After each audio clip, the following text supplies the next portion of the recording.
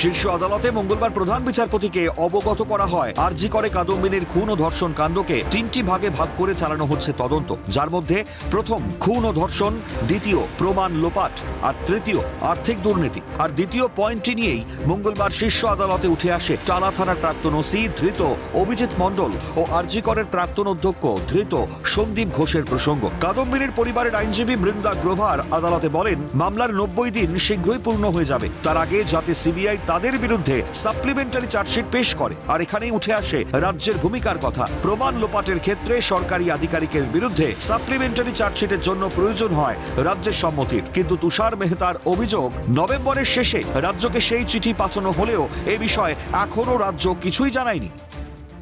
দুজন সরকারি কর্মচারী মানে সরকারি অফিসার তাতে যুক্ত, তো তাদেরকে যদি ট্রায়ালে নিয়ে আসতে হয় তার জন্য স্যাংশন চাই।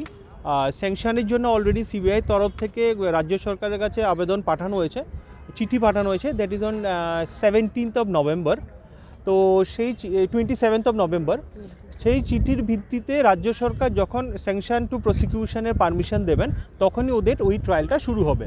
So that is again the OC of that police station and mister Sandip Ghosh. যদিও তুষার মেহতার এই দাবি একেবারেই মানতে নারাজ রাজ্যের আইনজীবী কপিল সিব্বল। এমন কোনো তথ্য রাজ্যের কাছে নেই বলেই শীর্ষ আদালতে জানান কপিল সিব্বল। যদিও এক্ষেত্রে বিষয়টি কি অবস্থায় রয়েছে তা খতিয়ে দেখতে এবং দ্রুত পদক্ষেপ নিতে রাজ্যের আইনজীবীকেই নির্দেশ দেন প্রধান বিচারপতি। ওয়াকিবহাল মহলের প্রশ্ন, এমন গুরুত্বপূর্ণ মামলায় কেন এখনো সন্দীপ অভিজিৎকে নিয়ে ট্রায়ালের সম্মতি দিল না রাজ্য? তবে কি ধৃতদের বাঁচানোর চেষ্টা করছে রাজ্য? ইন্দ্রাণী দাশগুপ্তের রিপোর্ট, ক্যালকাটা নিউজ।